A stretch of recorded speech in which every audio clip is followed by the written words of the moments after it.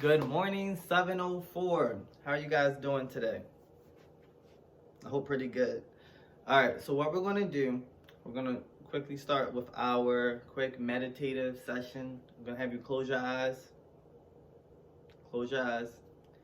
We're going to breathe in and out, and I'm going to just talk to you guys while you're breathing. So we're going to start now. Breathe in. Then breathe out through your mouth. Breathe in through the nose, out through the mouth. Breathe in. So while you're breathing in and out, I want you to take all the stress that you've had from this week, last week, the week before, from this whole corona issue, pandemic, stuff that you may be going through at home with your friends. Just take all that stress, all that anxiety, all that negative energy that you have inside, and just get it all out. Breathe in. Breathe out through your mouth. Come on, let's do it again. Take all that energy and breathe it in. And out. Let's get it all out. Okay. You can open up your eyes now. Do you feel a bit better? Do you feel a little bit more calm and chill and relaxed? I hope so. I do. I feel a lot more calm. I need this, honestly. Now we can jump into our video lesson that I have. So for your assignment, 704. Let me get my laptop really quickly. You guys, so for your assignment, I have you guys summarizing key developments in Fever, in the book that you guys have, Fever 1793, chapter 6 specifically, just summarizing the main points and writing a brief summary of the text. So it's not a difficult task at all, but I've included in your assignment a bunch of directions that tells you exactly what you need to do, how I need you to do it.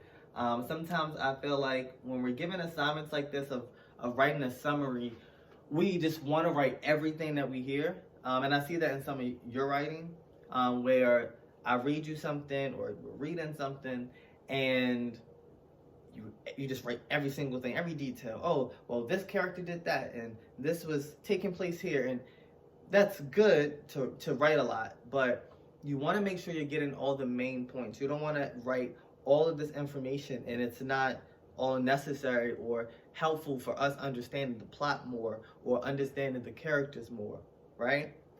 So what I have on here are the effective ways of writing a summary. So what I need you all to do is to make sure you are capturing the central idea or the central ideas. So when you're listening or reading chapter 6 of Fever, what are the major takeaways? What do you get from listening to it? What are the main things that the book is pushing for and the main things that you're getting? What are the major concepts? A thing that you could do, a good strategy to use is to list all those things, just making a bunch of bullet points, and putting all the important details. And for literature pieces, what you can also do is you can put what are new characters or key characters that you see, right? That's also a part of the central idea piece that you could put. Restate the text briefly. So when you're listening to chapter 6, I don't know why I'm still holding this. I already know the rest. So when you're listening to chapter 6, if I say, oh, what happened in chapter 6? And I just ask you this. I don't say, oh, hey, I want you to do an assignment. If I was your mom and I just walked up to you and I said, hey, Makai, what's chapter 6 about? I know you read it yesterday. You should be able to say in about 1 to 2 sentences, maybe 3, what occurred in chapter 6. Oh, chapter 6 was about X, Y, and Z. If the main characters that interacted during this piece was this character and this character. That's it. 1 to 2 sentences is really all you should really provide when you're trying to give a brief statement of what occurred in a chapter, okay? So being brief. I believe we discussed this in a couple of lessons before about being concise, being brief, making sure when we're writing, we're not being too narrow or too general. We're saying just enough. We're being specific enough, right? That's what you're doing in your summary. So all these things that we're doing in our lessons, it all builds to a very poignant point. It all relates, it's all connected, all right? So make sure you're doing all of these lessons and all these assignments to fidelity, and you're doing the best that you can do, so that way, as we move along, everything just starts to become a breeze, all right? So again, with your summary, capture the central ideas. You should list. I think that's a good strategy, making sure you're listing, right? And being able to just restate it in a sentence or two.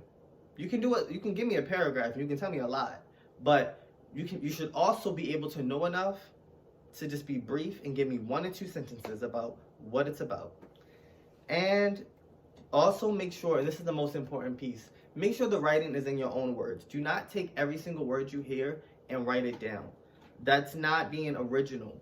That's not showing your own uniqueness, right? Even though everybody's summary may sound the same, it should all come from your own words. How do you break it down? How would you summarize it, right? So please make sure you're using your own words. And that concludes this piece of this video. With that being said, peace.